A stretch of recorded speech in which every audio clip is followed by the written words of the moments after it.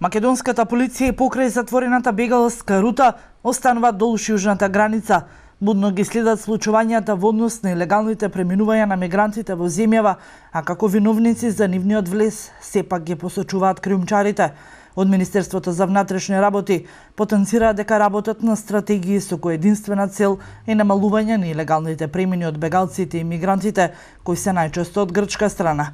Меѓу другото, уловување токму на унија кои стојат позади нив, криумчарите. Намален е драстично бројот на илегални мигранти кои влегуваат во Македонија, но сознанијата насочуваат кон постоење на криминални групи кои ја потикнуваат илегалната миграција и нашата заедничка соработка е насочена исто така и кон откривање на тие групи и нивно приведување. Амбасадорот на Словачка денеска истакна дека на земјава и помагаат од самиот почеток на кризата, но дека и ќе продолжат понатаму, бидејќи земја како Македонија, која и не е дел од Европската унија, и прва е на ударот, а огромна задача има да ги брани сите граници на унијата и воспостави одржлива азиска, но и миграцијска политика.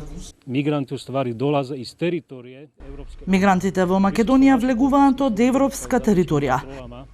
Присуството на нашите полициски службеници во заедничките патроли е еден вид конкретен допринос на овие цели – спречување на бегалците и мигрантите за влез во Македонија.